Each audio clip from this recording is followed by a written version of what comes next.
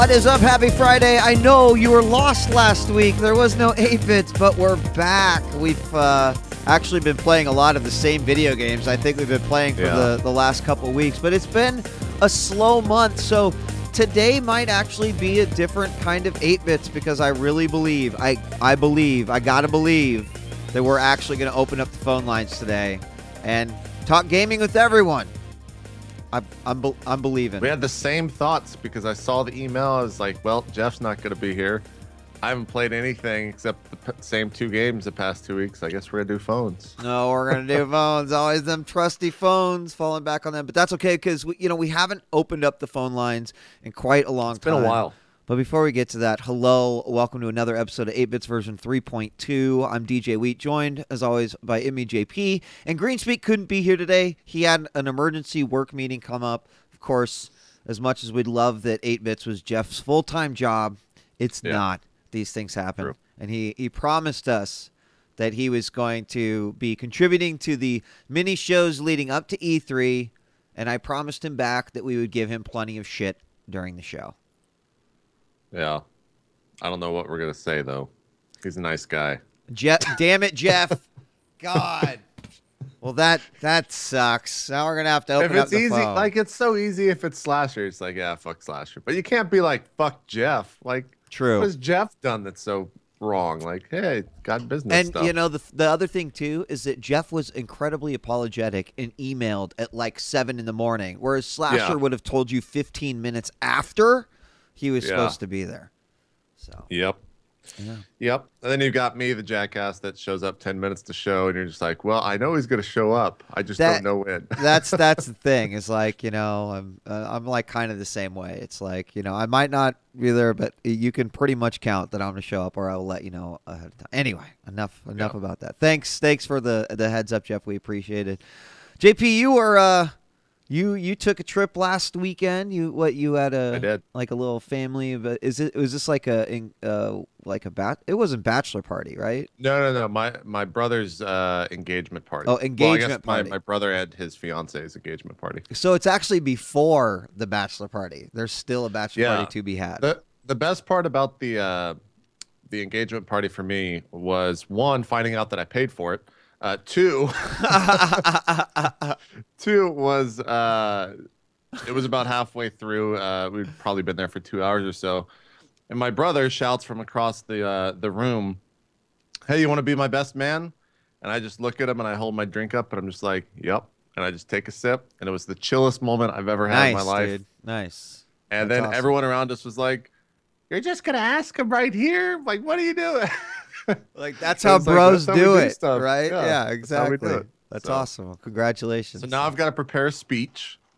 I'm excited for that. Yeah, those are fun. Like, I'm not excited for that, but we'll make it through. What you have to do is you just have to pretend like it's a stream, JP. Just right? Yeah. That's what I mean. I did. Stuart Saw Tosspot. I don't know. Some people might know who he is, but I not only married him, but then I gave a speech, and that's what I did. I was just like, I'm just gonna pretend like I'm telling a story on a stream, and that's what I did. I grabbed the mic, and anyway, it's those are fun times. I'm a pretty emotional guy, but my dad. Same thing with his brother. He has 3 other siblings though, but my dad's brother is like, he'll go to a wedding, he'll sit down before the wedding even starts, and as soon as he hears the music, he'll just start tearing up. Like, he just loses it. And this is a big guy. Like, this is a guy you would not expect to be like that. And I think that gene, whatever that is, got passed down to me, and my brother got my dad's gene, who he didn't cry at his grandmother's funeral. Like, this is a guy that just does not cry. Right. He doesn't show that emotion. And that's what my brother got. So, like, I'm probably going to stand up and just, like, start talking about whatever, then just fucking bust out. It's gonna be the dumbest thing ever. Dude, actually, it's so funny because I know exactly what you're talking about. My family is like split in a similar way, where like my mom is the emotional one, and me and my older brother are just like my mom. We're like, we're when it comes to like sentimental and like we're totally like, I'm terrible, man. I will like watch bad TV and I'll just be like, trying to fight back tears. But anyway, my dad on the flip side is like, you know, he's not big and bulky, but that's how he is with his emotions, you know, like iron wall. And my younger brother, exactly the same way. It's so weird how that works out. It's weird how that works for sure. Yeah. But yeah, I don't know. The best example I can give, guys, this is how much of a baby I am. And I'll always remember this. The end of Lord of the Rings, when Aragorn tells the hobbits that you bow to no one. Fucking, I was gone, dude. I was gone. Fucking, I was in it. And then, like, he says that line, I'm just like, motherfucking Aragorn. JP, the moment that I realized as a human that, like, this is how I was actually very early on in elementary school. I was watching this like ABC Sunday like family special. It was called The Thanksgiving Promise. And it was about this kid who gets a goose or something, a geese, I don't know. And they're like, yo, we're going to kill this fucking thing and eat it for Thanksgiving. And I remember just bawling my eyes out for this fucking goose. And I'm like, God. From that point forward, I was just like, just embrace that shit, Wheat. Just embrace it. It's all good. Exactly. Oh, shit. Thanksgiving Promise. And that's why, guys, it's okay to cry. That's right. Grown-ass men cry. That's right. Cheers to that. And they drink coffee in the morning. Cheers to that. So, I mean, other than that, everything, I mean, before we start getting into, like, what we've been playing, I saw Spider-Man 2. So did I. What'd you think? You know, like when it comes to the superhero movies, there's a couple things that interest me. First, I want to just see action. God damn it. Like I want the comic books to come to life. That's like an important aspect for me. I'm not expecting to see an Oscar-worthy performances, but I at least want to be entertained. The other thing too is that like I'm always very interested in like how comic book movies change source. And so overall, you know, I liked it. It sets up the third movie, which is really interesting the way that works because it's not actually Spider-Man. Yeah. And that was a little weird. Yeah. So, you know, I thought it was good. It wasn't my favorite superhero movie. But there were some scenes that were just fucking awesome, dude. Just totally badass. I'm in the same boat, man. I went in with pretty low expectations. I went and saw with my brother, a couple of our other family members went, my dad, and I had really low expectations. Like a lot of people had said the movie sucked. The Rotten Tomatoes score was pretty low. But then I just sat down. We went to a draft house, so we ordered a bunch of drinks that might have had something to the enjoyment level of the movie. But, I think that he, compared to Tobey Maguire, is a complete 100% improvement to Spider-Man. Yes. He is a perfect Spider-Man. He's a perfect, amazing Spider-Man, right? He's got like a lot of charm. His delivery on all the jokes was solid. And it seems like very comic booky in that regard. So I thought that was a pretty good show. And I liked the ending, the take on the like one of the probably the more famous moments in Spider-Man, with the very end. Right. So right. Thought that was good. But yeah, overall, I thought it was an all right movie. I wasn't blown away. Oh, I'm looking at the wrong Spider-Man too. Shit. Are we looking at the Tobey? Well, I'm looking at him like 7.4. That's actually pretty high. And then I'm like, wait a second, that's not Emma Stone. Well, that Spider-Man is probably the best Spider-Man because Doc Ock was a fucking badass villain. Like he was so good. I thought he was so good in what he did that movie. Spider-Man 2. Yeah. And but then the third one was just terrible. It's so funny because the rating on the Amazing Spider-Man is also 7.4. So I'm gonna have to agree with a lot of the chat that Emma Stone was one of the best parts of the movie, but Emma Stone is the best part of pretty much every movie that she's in. True. But she actually just does. She made Andrew Garfield like even more Peter Parker. You know, by how great she was. She was really good at that movie for sure. And like you said, in general, she's just a good actress. Did you ever see Easy A? Oh, yeah. Yeah, awesome movie. You guys should watch that movie if you haven't. Yeah. But I enjoyed The Amazing Spider-Man 2. And what it did hype me for was Godzilla. Oh, fucking Godzilla. Because I have 2 weeks stayed away. Next week? Next week, yeah. Yeah, this week's kind of a... It's kind of a shitty week, yeah. Movies. This is the week that all of the VIPs go to see Godzilla. Like, that's what everyone's been tweeting. Yeah, actually, I know a guy that's going to the Godzilla premiere, and I'm pretty jelly.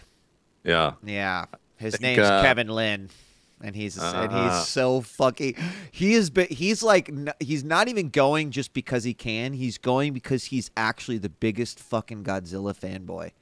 Really? Yes. It is awesome. so funny. Every time you bring up this movie, he's like, Godzilla. I remember when I got introduced, thanks to my my aunt and uncle. They were like the outliers of the family back then. So they introduced me to Godzilla as like a joke, as like a laughter type movie with like the dubs or whatever. Sure. And it was awesome. Like, it was fucking great. So I'm super stoked for the new movie. A bunch of people have been tweeting that like them hiding a lot of the monsters really makes for some cool shots in the actual movie because they're all there.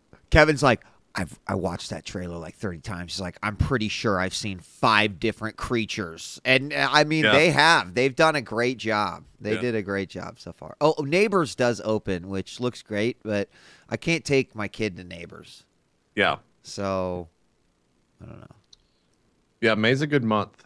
Because then the week after that, we've got X-Men. Yep. And then the week after that, I think, doesn't like Maleficent or something come out, which looks all right? That comes out, actually, yeah. Why is that backwards? I don't know. This shows, maybe they have it by most popular. Anyway, yeah. Maleficent actually looks really good. And also, I'm super stoked for Edge of Tomorrow, partially because that looks pretty good. I started reading the manga. It's called All You Need Is Kill. And it's awesome. Like, the concept's so badass. You can't really go wrong with Tom Cruise action movies. Like, you're always going to have some sort of enjoyment from that. I thought, did you see Jack Reacher? Yeah. Yeah. That movie was great. Yeah. That movie was awesome. Not only was that movie great, but it was so awesome to watch how many scenes you could count where Tom Cruise was probably standing on someone because he was acting next to someone who was taller than him. Yeah. There's an enormous amount of the cast who is like so anyway. You know. I thought the car chase scene in that movie was exceptional. And the sound in that movie was also exceptional, where like they don't even have any music to it. It's just the sound of the cars fucking revving their engines in the middle of the street. It was really cool. Go watch Jack Reacher. I think it's on Netflix. Yeah. Yeah. May's a good month for movies, at least. I think it definitely is. Should we talk about what we've been playing? Yep. What have you been playing? Bring up my document. I mean, well, I'm in it now. I'm in Dark Souls, so I don't think we've had a chance to actually talk about it. We talked about it sometime. I've talked about it before, but I was very reserved in what I said.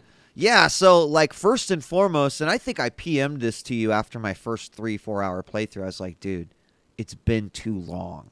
Like, there's been too much time in between the last time I played one of these games and now.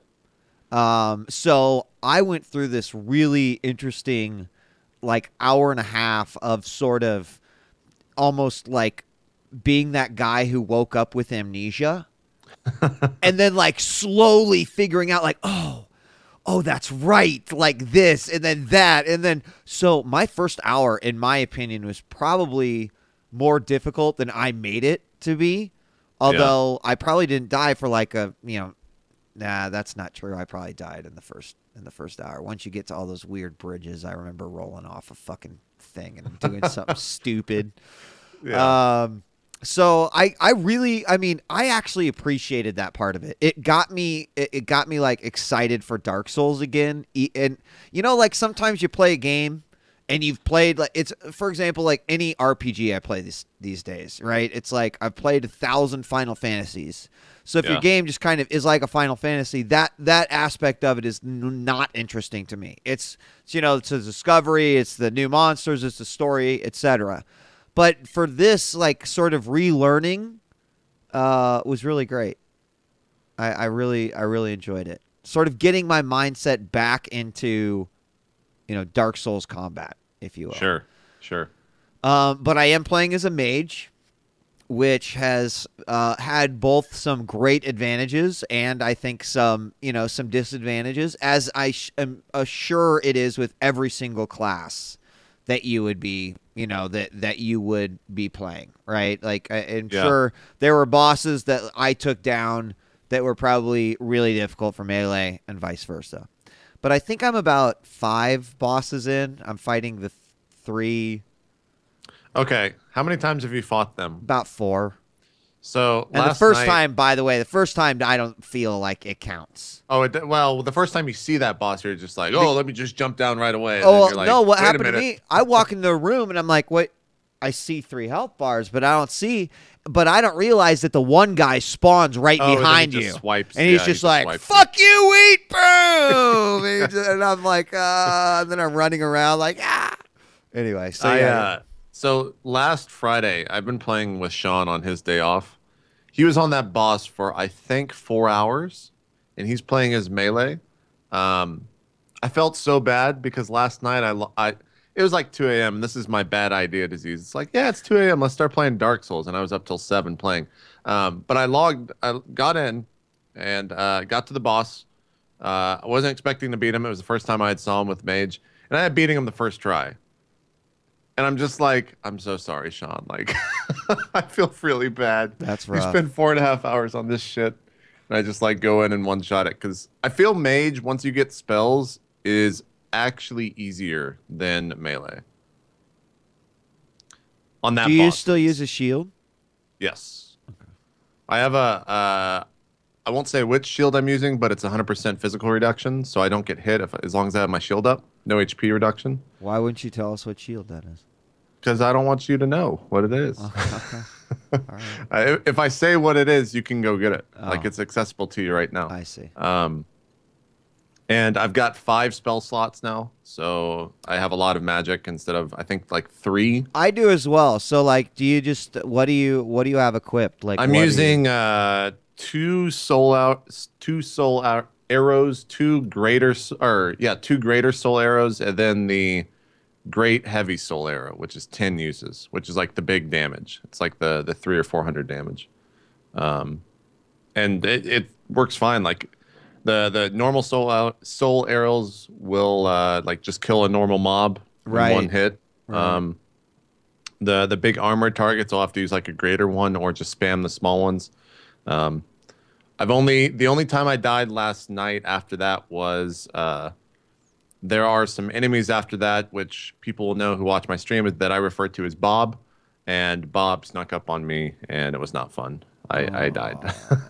I forgot there was one around a corner, and I died in like one shot because I didn't have my shield up. So GG. It's fun though. I enjoy the mage aspect of that game, and I got the pyromancy. I just got that too. It doesn't seem like it seems all right, but the cast time takes a while. Cast time takes a while. You don't have a lot of charges. And from what I understand, actually, Faith also increases the power of that. So I think you'd have to split your stats. Do you raise Faith as mage? No, I have not raised Faith at all. Because there's a couple guys that came into my channel and were like, I can't believe we're not raising Faith as a mage. It increases damage. The first thing I did was get my strength up to, well, not first thing, but one of the things I did early on was get my strength up to 16 so that I could use the flame sword. And it makes things, if I run out of magic, I still have like a backup weapon that does decent damage. I don't know what to upgrade as mage, though. I've got my staff at +6, and I don't know what armor to use. Like, I don't know to go with, like, heavy armor. I'm wearing, like, mix-matched armor so I can still roll and be agile. I know that because of playing on my other character, I know there are, like, sorcerer robes later on in the game, but I don't know what is best for a mage. And I thought about looking it up, but I'll just keep playing, and we'll figure it out. As far as difficulty, the difficulty definitely seems to be there. It's kind of weird, JP, where does this game, is it me or are there moments where it does feel linear in a way? Kind of. If you've gotten the pyromancy flame, you've been to No Man's Wharf, right? Yes. Have you been to Hyde's Tower? Isn't that where I'm at? Or Hilda's Tower or something like that? Isn't that where the Sentinels are? Oh, wait, yes. If you've been in No Man's Wharf, you've walked past that, yeah. Okay. So like, yeah, I mean, you see what I'm saying? Like, I feel like at the beginning of the game, once you sort of, open up your hub world, Yeah, there seems to be like 3 or 4 different ways you could go, right? There is. are Yeah. some paths. Yep. But then it also seems like once I went one path, I'm like, okay, well, logically I'd go this next path. But now that those paths are out, it seems to me like I'm somewhat going in a forward line. Now, even at Hyde's Tower, you could choose, there are There's like a multiple ways split to path. get there, right? Yeah. But eventually, you're coming back to that boss. You're going to fight that boss, and then I assume move on. Yeah, when I first played through, I ended up defeating the 2 bosses in the first and second boss, basically, if that makes sense, which I think it does. And then I didn't know where to go, and someone says like, "Oh, you should be going to Hyde's Tower. Like, why didn't you go there first?" And I think they did that first. If you go in there with a mace, it actually does a shit ton of damage to those knights. It's like 200 or 300 a hit compared to like 40 or 50 with slashing weapons because they're armored. Sure. And I think you can do that area first because the first boss in there is pretty simple. You can literally, you don't have to really try almost. But the second boss in there is a fucking pain in the ass. So they've definitely they've put difficulty in the right bosses, I feel like, to stop you from moving forward so quickly. And later on in the game, I don't know how far I am. I'm past where I was playing in the PS3 version on the PC. I passed that last week. I don't know how much I have left. I had a big thing spoiled for me to where I probably would have spent hours walking around trying to figure out what to do. And someone in the chat just said, "Why aren't you doing this?" And I was just like, "Thanks, guy." Banned him immediately. But it reinforced the fact that I need to play with sub mode on more. But yeah. I don't know where I'm at, how far I'm at, but each new boss that I encounter, I've had a pretty good time. I feel like like I encountered 2 new bosses and I one-shot them, and I don't know if they're easy bosses or like I actually just get that character now. Yeah, I don't, or I'm over leveled, or I don't know what. What level are you around where you're at? Because I think I'm level like 50. Around okay, that's about where I'm at. I'm at like 75 or 76 on my warrior. On my mage, I'm about 50 or so, and I've killed like 7 or 8 bosses. I'm maybe a little bit under leveled on my mage. Do you kite a lot? I'm like watching some footage of me playing. I'm like kiting all these fucking skeletons. I think you have to, especially in that area that you're in right there. You have to bait those mobs out. It's so rough. It's also one of the funny things too is when I did this boss, the Sentinel boss that you said you were on. Yeah. Every time that I would go there, I would go through the area that you're going in. But there's actually a faster path to get to the boss where you never encounter any mobs, and I didn't know that. Well, it sort of, right? Like there's still... No. Like you never encounter a mob; you just run past them. Well, you never have to fight anything. Well, yeah, run past them, right? Yeah, that's what Sean was doing last week, and I was like, I never knew that existed. Yeah, you can actually run past them from that middle room, actually. Yeah. Yeah. You just literally run past them. But I know what the part you're talking about. It's right by where I'm at. Yep. And you have to do something to then be able to access it.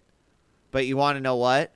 I'm too pussy to even try it, JP. So, yeah, I watched Sean do that for 4 hours straight yesterday. And, sometimes he would be a little bit flustered after a hard boss death, and he'd miss the jump, and he'd just fall to his death.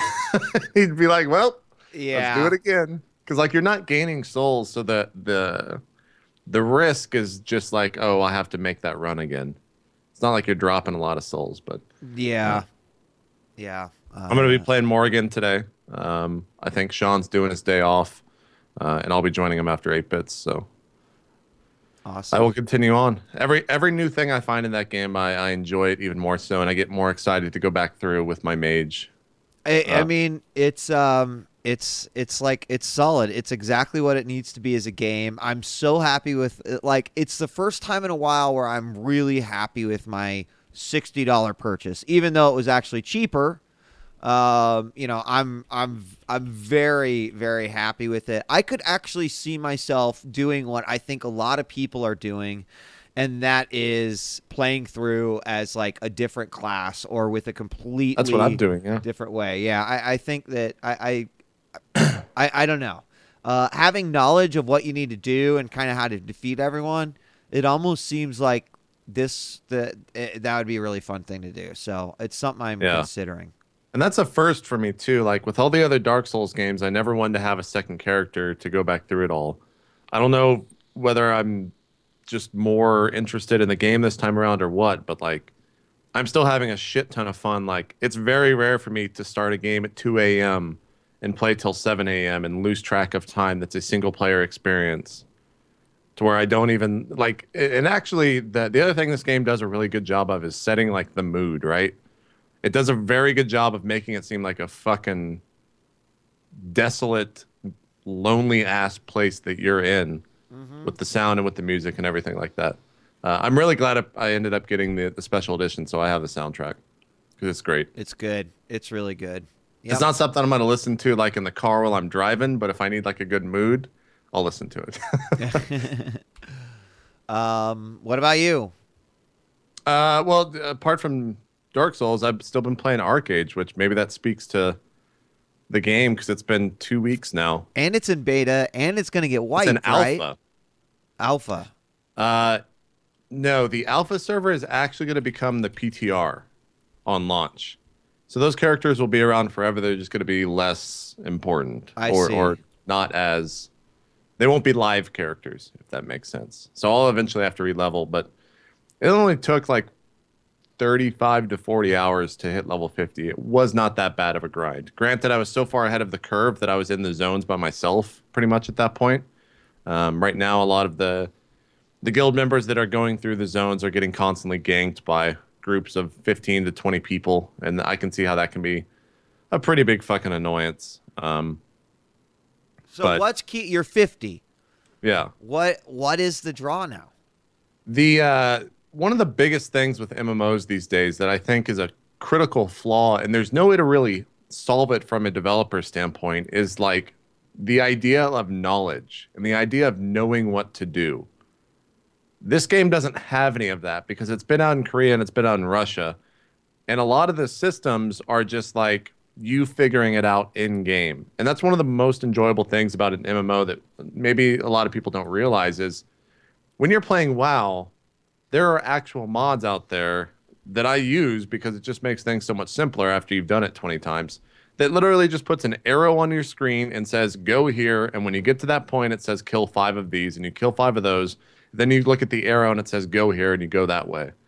With this game, there's no arrows. Like it is 100%. Right. There are just random ass systems. Like one of the guys was telling me, I end up in the center of the world. There's a place called Friedrich Island, and you can turn in stuff there. It's basically a pirate island, and it's the #1 place to turn in these trade packs, which is probably like one of the big things in the game. You turn in a trade pack, you get Gilda stars or you get gold. Gilda stars are how you buy a lot of the stuff in the games, like the castle or the different ships where it costs like 1,000. You can get. They actually have like race cars that you can drive around, but they're 5,000 stars, which you get 3 to 5 per turn in. So it's a lot of fucking grinding to get something like that. But I've been sitting there and basically just walking around. My class is more of a stealth class. So I'm just walking around like just killing people that bring their trade packs there and taking their trade packs and turning them in. So I don't lose any, like I'm not losing gold when I walk there with a trade pack and dying because there's actually people that patrol the area on their boats looking for these people turning in their trade packs, slaughter them, and then put it on their boat and keep doing it until they can go turn them in. So I've been doing that a lot. But it just has like so much stuff that I just don't even know exists. He was telling me that there's there's a zone called like I think it's Hackleona or something. And I don't know the time right now. I don't know how frequent this happens, but every now and then it'll be like the the castles in Hakleona are summoning the crystals or something like that. And one of the Zerg guilds on the servers, Orenthal, and they'll lead a giant Zerg into this castle, and they'll kill this. They'll like defeat the boss because they're so much stronger and have so much more. Or sorry, they have so many. It's really just they have so many more people than everyone else. There's a crystal there, and if you click the crystal, you get 3 of these tokens. And if you turn in these tokens, it gives you a necklace. I didn't even know this existed, but it's like one of the best necklaces in the game. The shitty thing about this necklace is you level up to level 4 with the crafting system, and then every time you level it up after 4, there's a very high chance that it resets back to level 4. So like I had a friend that had a level 8 going to level 9, and it reset to level 4. So it's like a fucking huge fuck you to grinding in that sense. Wow. That's just for. But I could see how that would like motivate people to be like, "Well, fuck it, I'm going back in, like grind back up." Yeah. Wow, the craft that's brutal.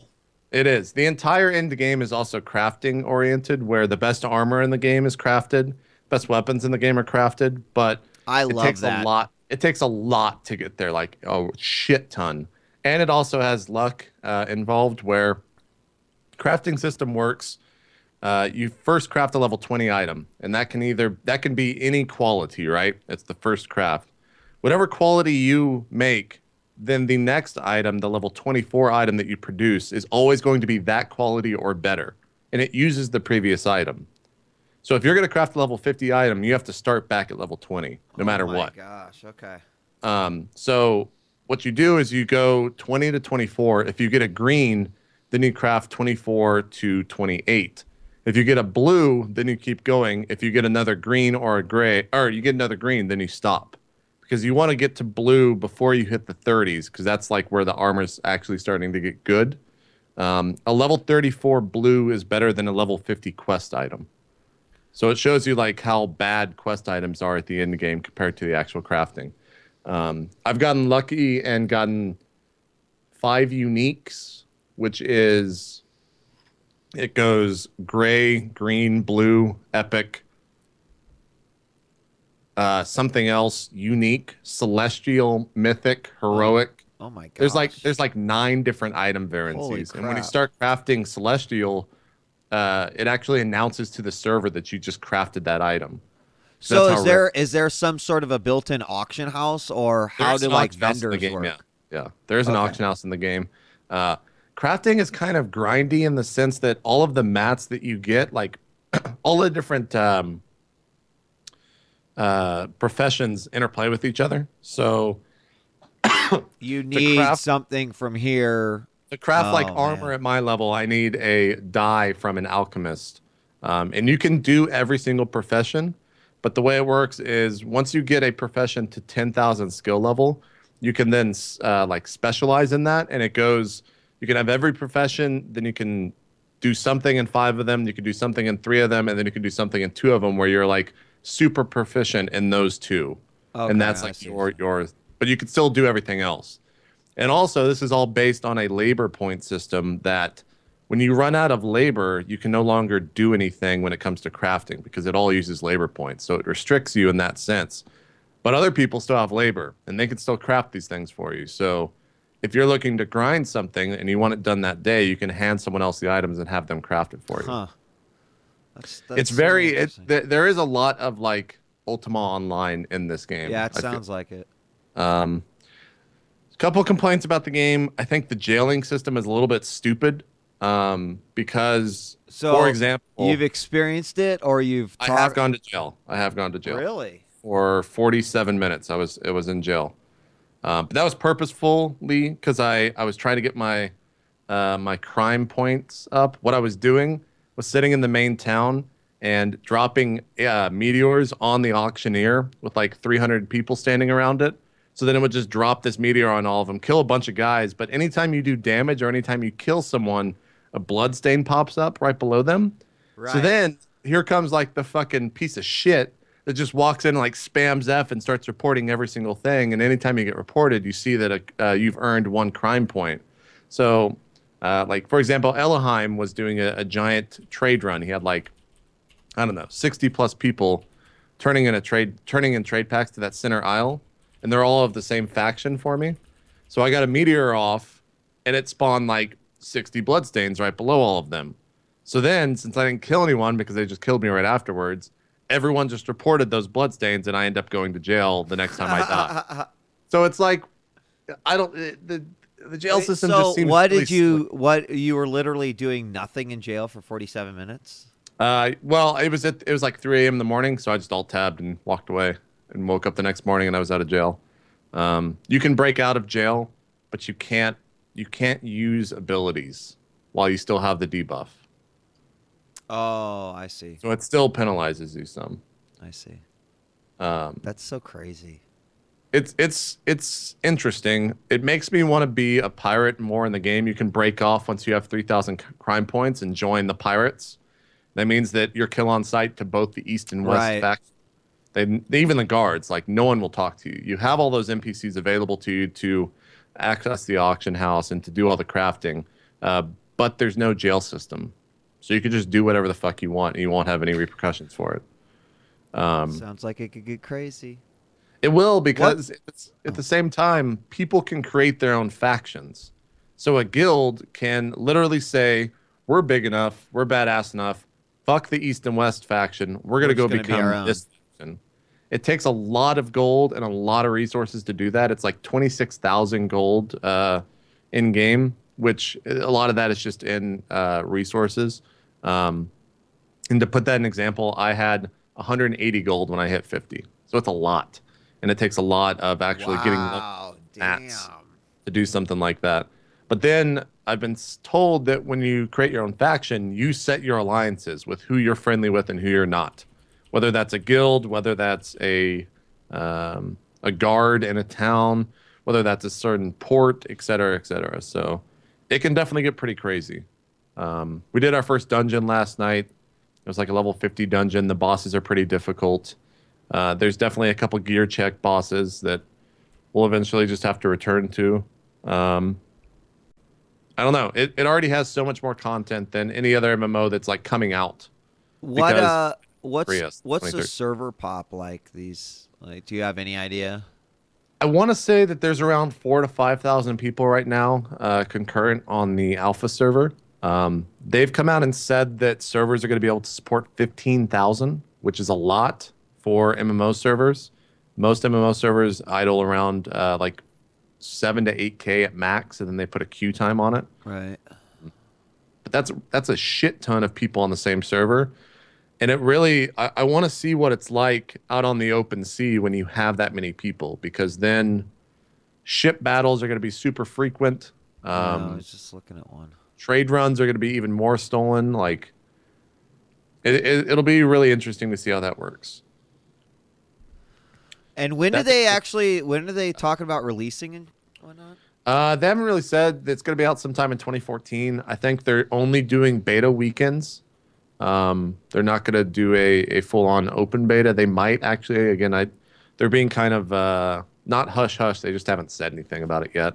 So at this point in time, do you feel like you're still going to play more and then start over when the server's open? Or do you feel like you might have ended up playing during the alpha to the point where you're like, okay. I've definitely, like, I crafted my last piece of level 40 armor last night, and I probably won't be doing any more crafting. There's a lot of people in my guild that want to see more stuff. They want to try to get a castle. That's fucking going to take like a gigantic amount of grind. The people that in the game have castles right now have like 750 guild members, where we're idling about 100 right now, full. But for me, I have fun sitting in the middle island by myself, stealthing, and just killing people. Like, I enjoy that amount of PvP. Because not only is it super skill-based in the combat, like, I can win a lot of 1v2, 1v3 fights. If I play well enough, or if I engage at a proper time. Like the stealth function, it's not like WoW where you can just stealth, right? Right. It has a 45-second cooldown, and you're not permanently stealth. As soon as that runs out, you have to recast it. And so then you get into these situations like, I can engage this guy, but I've got 20 seconds left on stealth. If I kill him and the fight takes 20 seconds, I can stealth immediately after killing him. But if I don't, someone's going to see me, and eventually they're going to come find me. Come kill you. Yeah. So like I have to make that decision. I really enjoy that. I'll go hide behind a rock and just sit there and like look and wait. Um, I don't know. I enjoy the PvP aspect of it, but there are again systems like I found out that if you're on the top 20 of the worldwide, and this will be worldwide, it won't be on the single server. If you're on top 50 of the arena leaderboards, every month you will get 50,000 honor, which is a lot considering I have PvP'd for probably 10 hours total and I have 1,000. So like you definitely want to do that if you can get top 20. And I didn't know that. And the first one is Sunday. And so a ton of fucking people are going to get a shit ton of honor and be so much further ahead than everyone. What does the honor give you? Let you buy like items and stuff? Most of the people that have that honor are going to be buying. There's a mount for 20,000. It's the best PvP mount. And then you can level that mount up, and when it hits 50, it unlocks a quest to become an even better mount that you have to spend. I think it's like 20,000 of these other points that you get from doing crafting. I forgot what it's called. Vocation points. And then it becomes a better mount, and it's the second fastest mount in the game. So that's what I'll be using it on. But I won't actively probably do that in alpha. I'll just save it for launch. Interesting. So we'll see. Zerg guilds raid supreme in this game. That's the one thing that I don't like. Is that's the big problem with a lot of these games. Unfortunately, Warhammer was the same way. Warhammer had some really amazing mechanics. Warhammer was a lot of fun, but it was Zergy. Yeah, it was. And when it was the 10 on 10 or 20 on 20, like those little battle maps, that was fine. But the moment it was like open world, it was just all. It was. There's a video that like I made a long time ago for Warhammer, and we were rolling with these guys it's the very end of the video, and I put it in because it was fucking hilarious to me because we're rolling around with like 100 people, right? Yeah. Like in this thing, and it's quiet, and then all of a sudden on the comms you hear, "Hey guys, let's keep our eyes open. I don't want to get zerged here," and I'm like. We got 100 people. Who's gonna zerg us? And it's just so funny because that's what it was, right? Yep. So yeah, it's even worse in this game because you can zerg crafting. You can send all of your mats to a single person, or like, for example, to get a castle, you have to have 50 of these bloodstones. Each bloodstone costs 2,000 honor. If you're doing that grind on your own, that's a lot of fucking time. If you get 50 people with 2,000 honor, which doesn't take that long to get, you've got 50 bloodstones in an afternoon. So that team aspect is really reinforced. Yes. Yeah.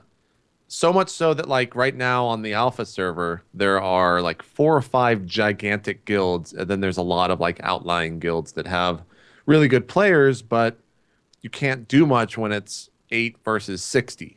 Like you just can't do anything. That's the one thing that I'm concerned about in the game is that on launch it's going to be like that everywhere. Right. In a game like ArcheAge, it was actually possible to combat people like this, right? And I was talking with there's a guy named Feeds who's really really knowledgeable about the game. I think he played the Russia Open PvP and played a little bit on the Korean server. He said that in the naval combat, if you fight someone in the open sea, you can win like 10 versus 60 or 70 people if you know what you're doing. But in open combat on land, the res points are so close that it becomes just a graveyard zerg where if you kill someone, they're going to be there 20 seconds later. So that's a little bit annoying. I wish that there wasn't a graveyard on the center aisle that's like right next to it, because when you die, you just res right next to it and then you're right back in the fight. I wish that sent you back home so that being there on the island really made a lot of sense. Right. Actually, no, I'm all for that, right? And then there's consequences for death. Yeah. Did a couple dungeons last night. I think I said that they were pretty difficult. There's a 10-man raid. Similar to like, would you compare them to like a WoW raid? Yeah. There's definitely each boss has certain mechanics that you have to learn. We wiped a couple times on this boss where he'll send out different elementals that you either have to kill or you have to go stand on a rock so you're not in the water and get electrocuted. And it's just like a normal instance. So that's pretty cool that I want to see what they do with that kind of in the raid. I've heard that they have cool, interesting mechanics that you haven't really seen too much of in other MMOs, and that's always a lot of fun to see that stuff for the first time, not the 100th time. So I don't know if we'll get to that in the alpha. We've got a lot of 50s in the guild. Maybe we'll do a raid and I'll stream it sometime, but we'll see. We'll see. Awesome. So far, I'm still enjoying it. It's definitely a relaxing game for me to be able to log in and just go kill people for 2 hours, and I lose track of time really quickly. So that it's good that it's doing that already. So yeah. So I think we're still going to be able to get around to open up the phone lines. So maybe if you guys in chat have any questions specific for JP, whether it's ArcheAge or I know a few folks wanting to talk Dark Souls, we'll probably be doing that in just a moment. Let me talk about. Let me talk about a couple mobile games. So I'm still playing Slingshot Brave. I don't know why. JP, I figured out mentally what happens to me when I play these games, right? I'm always playing at least one of these games, and then I will play it to the point where I will just ask myself the question, why are you playing this? And then likely I will stop playing it, and then another one will come along eventually, and I will, like I've gotten into this habit. Slingshot Brave is my weakness right now. Still haven't put any money into the game, believe it or not, which is kind of nice. I could see myself spending like $10 here just any moment, but I haven't yet. But there's a Metal Slug, right? Everyone knows Metal Slug, right? I mean, it's like an iconic. It's an iconic game. They released a new mobile game called Metal Slug Defense. And I want to be so excited about this game because it showcases sorry about that. It showcases. I'm trying to find like some screenshots. I just got blasted with audio. Here we go. It showcases like the awesome animations and pixel art of Metal Slug. But you know these games that have stamina and are obviously like they're free, but you can tell like you're gonna end up paying. This one from SNK is like it's kind of dirty in that way, in that there is such a ridiculous grind in the game that it ends up becoming very boring. But the way it works is it's like it's not so much tower defense as it's like side A versus side B, and you're pushing at each other constantly using these different units. Units represent cards. They're all the characters. This is against real people? It can be, yes. You can play against real people. But it looks kind of like worms in this screenshot that I first look at right now. Yeah, so I mean, the way it works is like over here, your AP or your action points, and your action points are basically like money to spend, right? So you have 30, so you spend a little money to put out this soldier. These little glowing things around the soldiers like indicate some sort of a special ability, and you do it.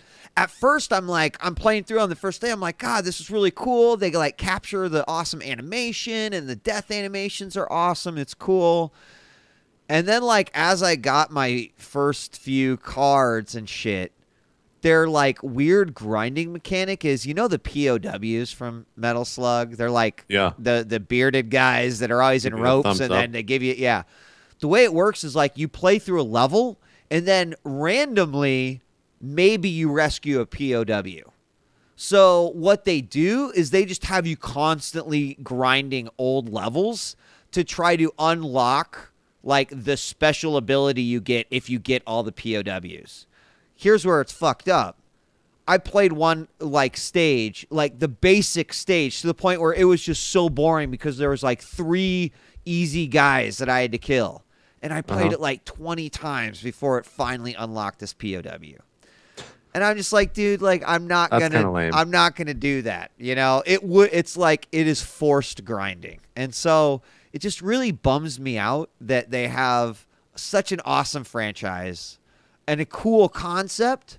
Right. And it's just kind of shit. Like the game itself is just kind of shit. Yeah. So anyway, Metal Slug Defense, it's free. So if you want to blow 2 hours and have fun with it, you will. Oh, that's cool. But then you're going to realize that like, oh, well, it's not that awesome after all. Yeah, I know that. I think people are saying Total Biscuit really liked that. It was one of the first or it is the first mobile game that he enjoys. That's what he was Really? saying on the co-optional podcast. See, and maybe he didn't play long enough. Maybe that's what it is. That would be my guess, because like I said, the first few hours you're going to be like, wow, you know, I mean, it's tried and true to the graphic or the style of the game and everything. But I think overall that's exactly what happens. Here's the prisoner rescue thing. We're like, look at this. See, this is bullshit. He rescued 2 prisoners in one. Nuh-uh, that did not happen. And then of course they have like a medal system where they're trying to get you to spend some money. So what? I bet you if TB played like about another 10 hours or so, he would probably have the same issues that I'd have. Maybe so.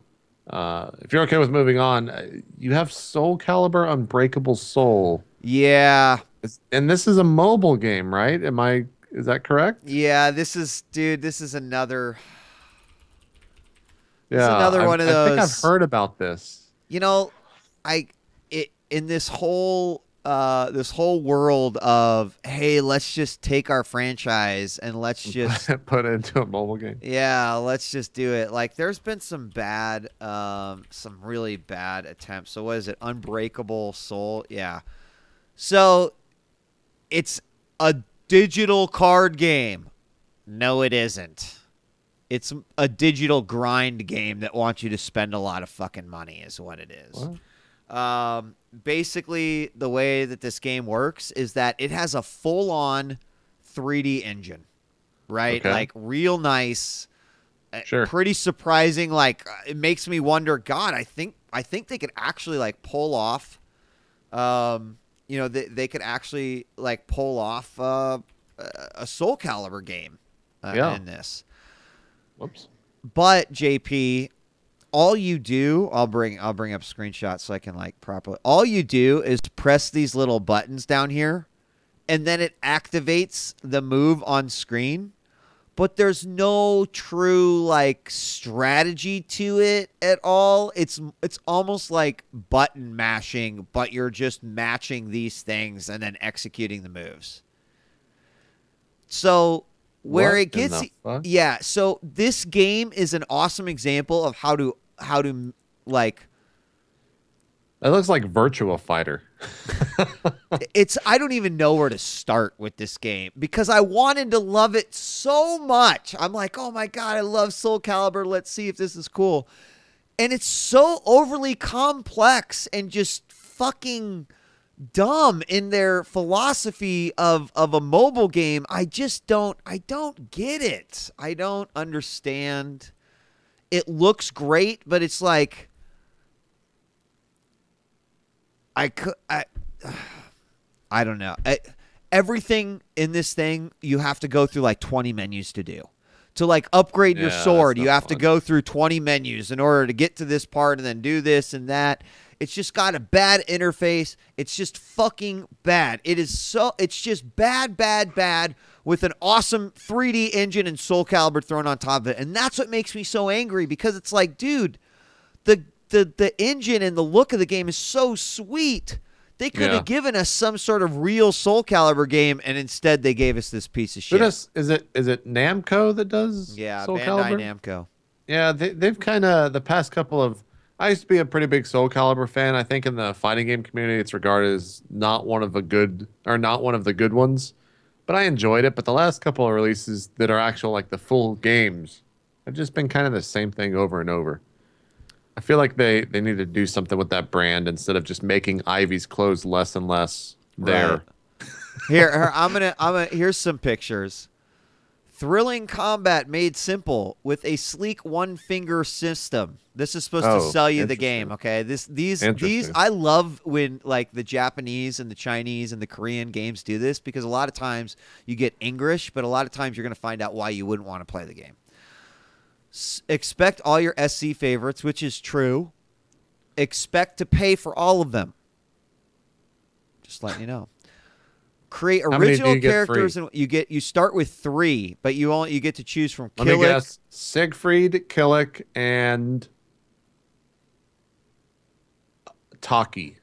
I was hoping Taki was one of the defaults, but it's Mitsurugi, Killick, and Zhao Wei. The girl with Mitsurugi is probably one of the most famous Soul Calibur characters. Yeah. So reinforce, think about resonate, and build your ultimate deck. Reinforce is how you level up your characters, but resonating is how you level up your weapons so that you can level up your characters. Sound fucking complicated and difficult? It's because it is. Master Disciplines can be wielded by any character. That is kind of cool, but again, you're never going to have these items unless you pay for them. Well, that's a shame. It's a shame. It's a shame. People are still trying to figure out the model for mobile, so. You want to know how I knew this was going to be a bad experience, JP? I went to download the app. I look, I'm like, what's the size of this app? 74 megabytes. Wow, that's actually pretty decent for that. Downloaded 74 megabytes. Fucking, it was an installer for an additional gigabyte that decided that it was going to download. That's a lot on the mobile space, man. Yeah. Infinity Blade is a gig, I think, right? Yeah. Is it? Yeah. So. It is. A little disappointed in that one. But yeah. I've got a game I want you to try actually for the mobile devices. Oh yeah. And I want you and miniWHEAT Yeah. to play. It's a dancing game.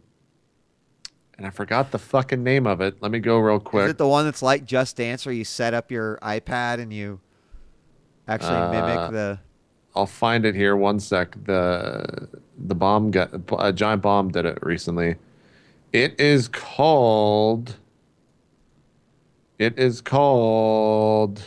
Where in the fuck is this thing? Something. Did they take this down? They might have taken it down. Where the fuck is it? Uh-oh. Oh, maybe it was under unfinished. Did they take Thought it was down? a quick look. Bounden. Yes, Bounden. Yes. Someone Play Bounden with miniWHEAT. Bounden. Okay. You're going to need a camera, and you're going to need some way to capture the phone. Wait, it's a mobile? Oh, I can do all that. But wait, Yeah. A mobile dancing game for 2. Yeah. What, I think you and miniWHEAT will get a kick out of it. Wait, what? What am I... Pretty nuts. Wait, what? You're holding the... Yeah, so the way it works is you hold the phone flat. Two people put hands on both. And then it uses the gyro, whatever, the gyros in the phone.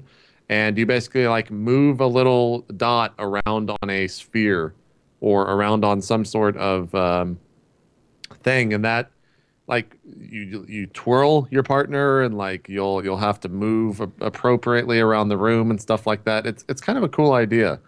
That's why I want you and miniWHEAT to play it. I think you might have fun with it. All right, I'll have to. It would be a pretty fun stream adventure. I'll have to check that out. I think it was actually at PAX East. That's where a lot of people heard about it. I'll check it out. Okay. I don't know how much it is, but I did see one other mobile game in the past couple weeks. Yeah. Can't even tell you what it's called. Can't even tell you who's working on it.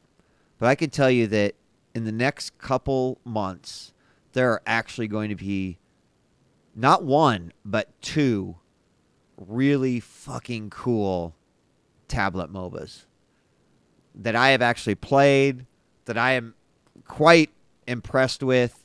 Now, again, I preface this like, this is not dude, this one is up for contention. It's going to be like number 3 next to Dota and League. It's not like that. But, I've always been one of those guys. It's like mobile is so huge. Eventually there will be something that will come out that will be competitive for it. And God damn it.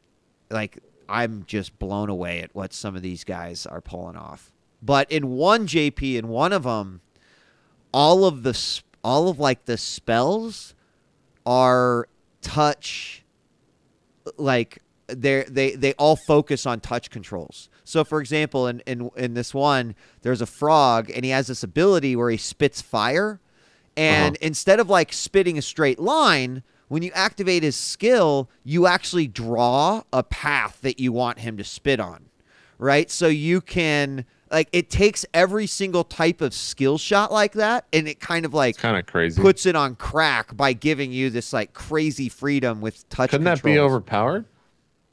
I mean, I think it'll be really good in the hands of really good people, but I think the thought behind it is like, yo, this isn't just a standard MOBA.